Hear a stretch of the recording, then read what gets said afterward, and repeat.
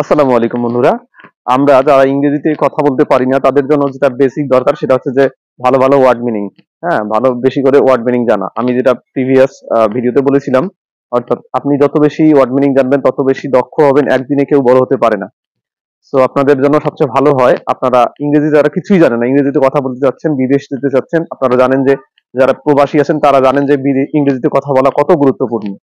তো আপনাদের ইংরেজিতে কথা বলার জন্য প্রথমত আপনাদেরকে বেসিক কিছু কিছু জিনিস জানতে হবে। বেসিক বলতে ন্যূনতম কিছু জানতে হবে, সেটা হচ্ছে আপনাকে ওয়ার্ড মিনিং জানতে হবে। ওয়ার্ড মিনিং আপনারা ছোট ছোট ওয়ার্ড মিনিং আছে, 3 শব্দের ওয়ার্ড মিনিং, 4 শব্দের ওয়ার্ড মিনিং, ছোট ছোট ওয়ার্ড মিনিং, এগুলো আপনাদেরকে মুখস্থ করতে হবে। হ্যাঁ, সবচেয়ে বড় কথা হচ্ছে আপনি ইংরেজি যাই শিখেন না কেন আপনাকে ওয়ার্ড মিনিং শিখতে হবে, এর বাইরে কিছু না। এখন আপনি প্রথমত সেন্টেন্স টেন্স এগুলো কিছুই জানা লাগবে না, আপনি প্রথমত ওয়ার্ড মিনিং শিখবেন। ওয়ার্ড মিনিংটা হলে আপনি বেশি বলতে পারবেন। হ্যাঁ, যেটা আপনার এক্সপ্রেস করবেন সবকিছুই আপনি এক্সপ্রেস করতে পারবেন, অর্থাৎ আপনি বলতে পারবেন। এই সবার আগে বলতে পারার অভ্যাসটা, এটা আপনাকে বড় করে তুলবে। একদিনে কেউই বড় হতে পারে না। সো আমার মনে হয় যে আপনাদের যারা ইংরেজিতে শিখতে চাচ্ছেন তারা আপনারা ন্যূনতম পক্ষে হলেও 10টা করে দৈনিক ইংরেজি ওয়ার্ড মিনিং, নতুন করে ওয়ার্ড মিনিং দেখার বা পড়ার অভ্যাস করতে হবে, আপনাকে মুখস্থ রাখতে হবে। এর বাইরে কিছু না। একটাই মাত্র সমাধান, সেটা হচ্ছে আপনাদেরকে ওয়ার্ড মিনিং মুখস্থ করতে হবে। আমি আপনাদেরকে সবচেয়ে রিকমেন্ড করব, সবচেয়ে ভালো হয় আপনারা বাজার থেকে যে ছোটখাটো বইগুলো পাওয়া যায়, ছোট ছোট বইগুলো ইংরেজি ওয়ার্ড মিনিং শেখার জন্য, ছোট বাচ্চাদের বইগুলো, যেটা আছে এতে আপেল, বিতে বল, সিতে ক্যাট, এই যে ওয়ার্ড মিনিং গুলো, এগুলো কিন্তু একদম বেসিক। এগুলো আপনাদেরকে জানতে হবে, তবে আপনারা ইংরেজিতে ভালোভাবে বলতে বা পড়তে পারবেন। এখন একটা কথা যে আমরা কিভাবে পড়বো, বা ধরুন আপনারা সাইকেল, এটা কিন্তু একটা ইংরেজি শব্দ, এটা বাংলাদেশের দ্বিচক্রযান, টেবিল, এই যে ওয়ার্ড মিনিং এগুলো কিন্তু আপনারা জানেন। কিছু কিছু জিনিস আপনারা জানেন, যেমন কল, কল, মোবাইলে কল আসে, কল মানে হচ্ছে ডাকা। এই যে আমাদের নিত্য প্রয়োজনীয় শব্দগুলো, এই শব্দগুলো আপনাদেরকে জানতে হবে। জানলে আপনারা কি হবেন, ধীরে ধীরে একটা সময় আপনাদের অনেকগুলো ওয়ার্ড মিনিং আপনারা জানবেন, আপনারা বুঝতে পারবেন। আর এই ইংরেজিতে ভালোভাবে কথা বলার জন্য আপনি যদি মুসলিম হন বা আপনি যদি ধার্মিক হন, তাহলে আপনার জন্য সবচেয়ে ভালো হয় নোমান আলী খান আছে ইংরেজিতে, যিনি বক্তব্য দেয়। অথবা আপনারা আছে যে আমাদের এই যে ভারতীয় উপমহাদেশের, বিশেষত বাংলাদেশের প্রেক্ষাপটে যদি আমি বলি, বাংলাদেশের মানুষের পক্ষে ইংরেজিতে সিনেমা বা মুভি এগুলো থেকে ইংরেজি শেখা আসলে কঠিন ব্যাপার। এজন্য আপনাদেরকে শিখতে হবে আমাদের মতো করে কথা যারা বলে, সেটা ভালো হয় ইন্ডিয়ানরা। যারা ভারতীয় আছে এনাদের ভিডিওগুলো দেখবেন, ইংরেজিতে যেগুলো ভিডিও করে, যেমন ফার্স্ট পোস্ট, দা এনডিটিভি আছে, এই যে টিভি নিউজ চ্যানেল কথা বললাম, এদের কথাগুলো আপনারা একটু বুঝতে পারবেন সহজেই। এরা যে ওয়ার্ড মিনিং গুলো বলবে, এই ওয়ার্ড গুলো কিন্তু আপনাদের সহজে বুঝতে পারবেন। যারা মিডিয়াম লেভেলে আছেন তাদের কথা বলতেছি, যে টিভি নিউজ মুভি আপনারা ভারতের মুভিগুলো দেখবেন, ইংলিশ দিয়ে যেগুলো আছে। হ্যাঁ, এটাই সবচেয়ে ভালো হয়।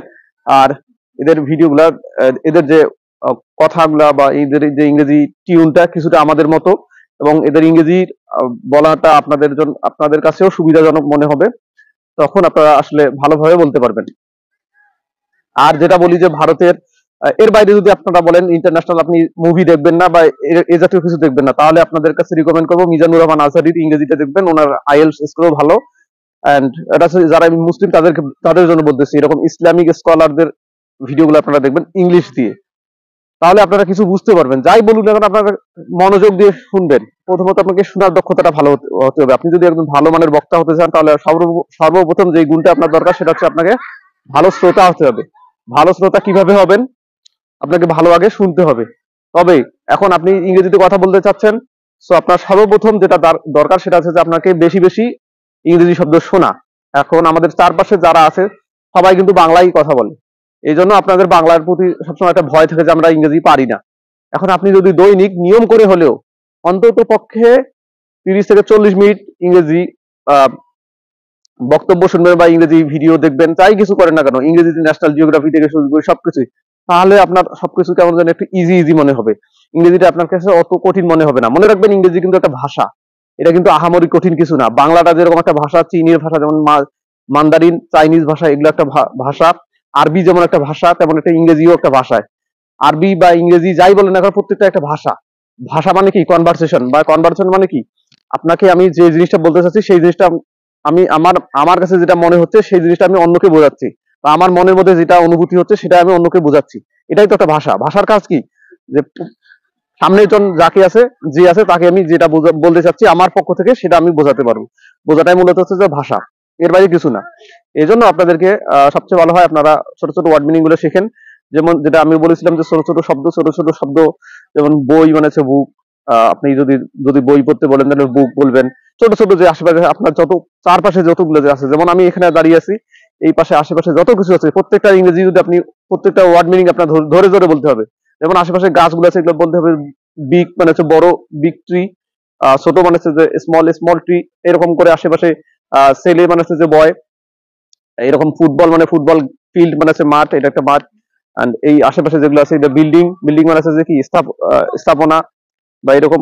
আহ, এরপরে যা আছে আপনার চোখে, পাখি থেকে শুরু করে গাছ, সবকিছুর ইংরেজি আপনাকে জানতে হবে, তবে আপনি সবচেয়ে ভালো করতে পারবেন ইংরেজিতে। আর যেটা আমি আবারও বলবো যে আপনারা বেশি বেশি ইংরেজি ওয়ার্ড মিনিং শেখার চেষ্টা করবেন, তবেই আপনারা ভালো করবেন। আজকের ভিডিওটা এই পর্যন্ত শেষ করছি। ধন্যবাদ সবাইকে।